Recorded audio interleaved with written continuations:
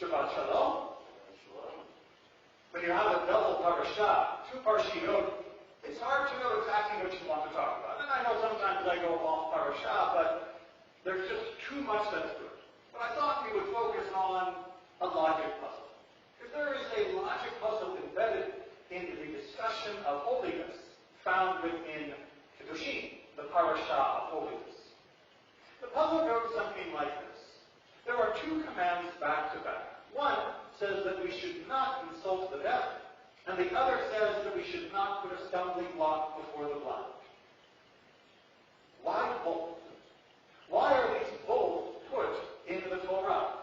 I know that many people consider the Torah to be a long book. It is not. I know people consider the Torah to be prone to repetition. It does not. Where it seems to repeat, it is always adding, clarifying, or otherwise enhancing what has already been said. And surely, back-to-back phrases, do not insult the deaf, do not put a stumbling block before the blind, seems to be gratuitously redundant. What is the distinction between these two? Well, let's start with one piece at a time. Why did the Torah tell us, do not insult the deaf? Can't retort. Which means I can insult other people who aren't deaf. Well, I'm not asking about whether I would or wouldn't. God willing, I hope I will not be tempted to. But is it permissible to insult other people? Not really. No. So whether they can or can't retort doesn't seem to be a major consideration. After all, we hope that we are not observing the mitzvot only because we are afraid of human punishment or displeasure. We hope that we're observing the mitzvot for their own sake.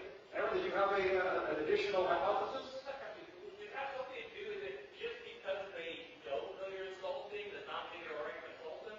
All right, so traditionally that's the answer, which is when you insult a person who can hear, then that person knows that they have suffered harm.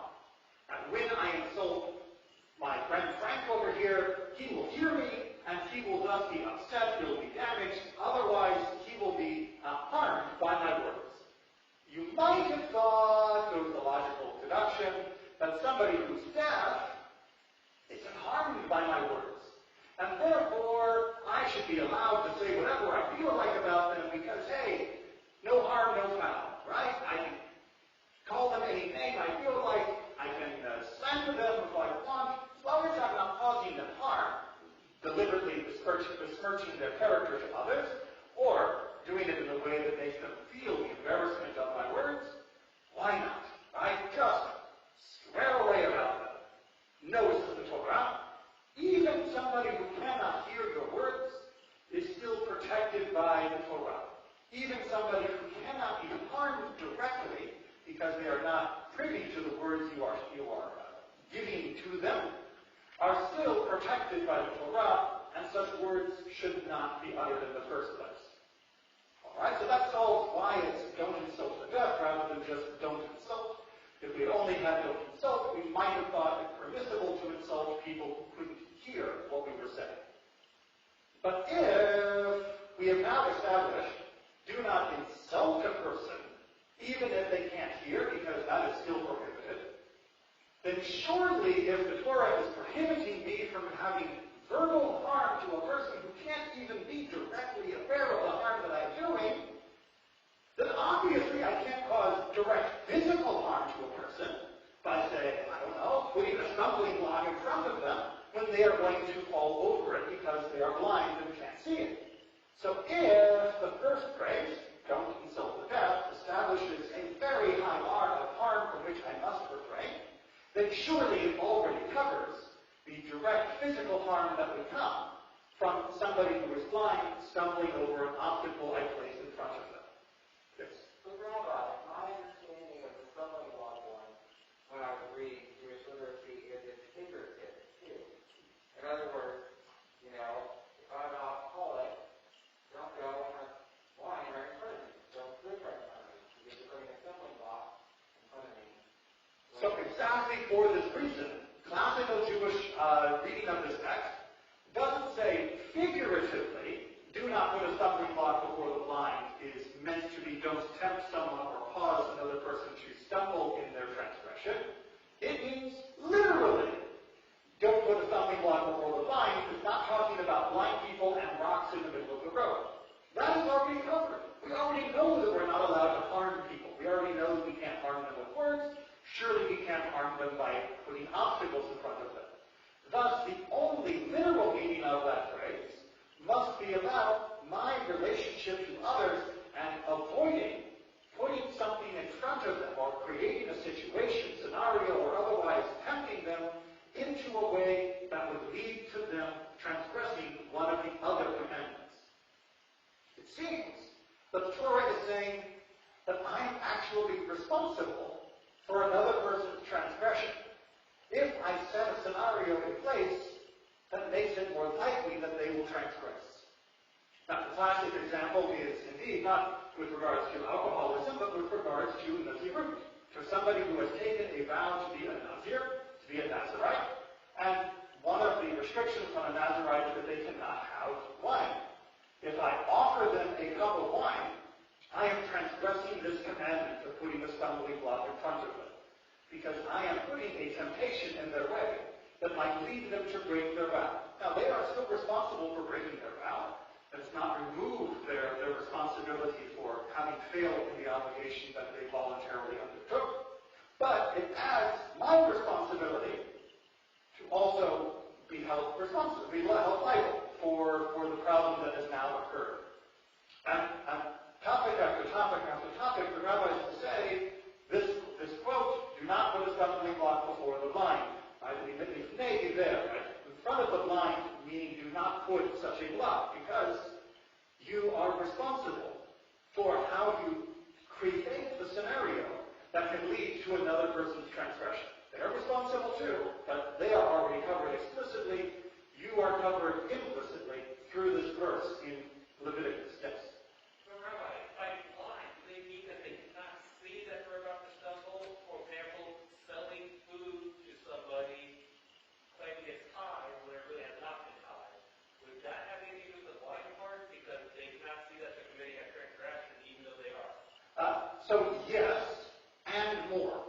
So there is a blindness of ignorance. There is a blindness of being unaware either of the law. In the case of tithing, maybe a person who is unfamiliar with the laws of tithing, and by selling them produce, they will inadvertently commit that transgression. But there is also blindness in terms of stubbornness, of obstinacy. Indeed, the rabbis, also with regards to produce sales, say that you cannot sell produce to a person that is not careful on the laws of ritual purity, because if the produce has become susceptible to impurity, they are more likely to transgress because of the sale that you have made. Yes, they know it, but they have chosen not to follow it. And you, therefore, are responsible for changing your behavior to make their transgression less likely. I'm afraid that the Torah does not jive very well with the Wild Wild West mentality that some people have, that everybody's only responsible for themselves, that everybody is simply responsible for their behavior, and I have nothing to do about that. I want to sell you a product if I want to present an opportunity to you which I know will cause difficulty in your life and lead you into a transgression. Hey, caveat emptor, says the Romans. Buyer beware, it is all on you. I'm just trying to do my business. Judaism says, shame on you. Shame on you. That is not how humans should treat other humans. It may be how, in some rarefied capitalistic mentality it is, although to be honest, Adam Smith, the founder of the capitalist theories, was very clear that that was not what he meant by capitalism. But nevertheless, Judaism says, even if you believe it is, that is not the human system of life. Caveat emptor, buyer beware, does not absolve the seller, does not absolve the other people in the relationship of any responsibility if they are knowingly committing an act that makes a transgression more likely for the other person, even if what they are doing is not prohibited in and of itself. Offering a cup of wine to a person, what's the crime? Well, when that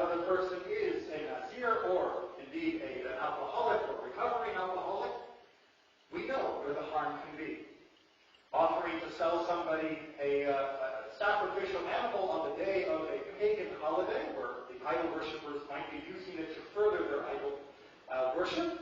Again, this is putting the stumbling block before the blind.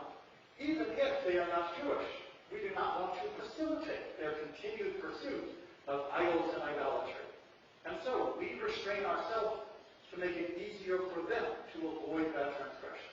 The fact that they may find an alternative vendor, the fact that they may find another source of wine, the fact that they may simply go about their business in some other way that bypasses our obstacle to allow themselves to transgress as they wish, does not mean that we are free of the obligation to avoid being that obstacle over which they stumble. But we need to put ourselves in the way and say, no, I'm not going to make this easier for you. Even though it diminishes me, either financially, socially, or in other ways, I refuse to be the instrument of harm through which you harm yourself or others. Yes? So regarding that, it's intriguing how we get, because as Jews, we are obligated, but clothing we're not. So, whereas I'm not going to eat pork or shellfish, I don't care if my Christian friend does. So why would you feel your way about what pagans do when they're not obligated as we are to serve God and love God and only that? You know what I'm saying? Well, yes, except there's one flaw in the assumption that you made, is that Judaism, you're right, does not care about whether a non-Jew eats pork. It does not care whether a non-Jew breaks Shabbat, because they're not obligated to that commandment. Idolatry, on the other hand, Judaism believes to be a universal prohibition, that no one should be worshiping idols. It is not something that we say, live and let live. It is something that we say, idolatry is corrosive to the human condition and is inherently exploitative and devastating to individuals and communities. And therefore, in all of its forms, needs to be finished, needs to be wiped away. It's one of the reasons why it figures prominently in that second paragraph of the Allegro, which we recite at the end of all of our services. So we are absolutely never going to tell a person that they can't have bacon or they can't go out and do shopping on Shabbat if they're not Jewish. But I will tell them that if they wish to worship Baal, Ishtar, or Zeus, that they are wrong and should not do so. And I am definitely not going to facilitate their continued performance. So, a stumbling block before the blind is indeed taken to mean I cannot be the instrument that makes it easy for another person to commit a transgression. This is part of our responsibility to each other. Indeed, it is one of the things that sets us apart from the Roman society which said, caveat emptor. We instead say, we are our brother's keeper. We are responsible for one another. We will make sure that we are not the obstacle that leads another into transgression. Shabbat Shalom.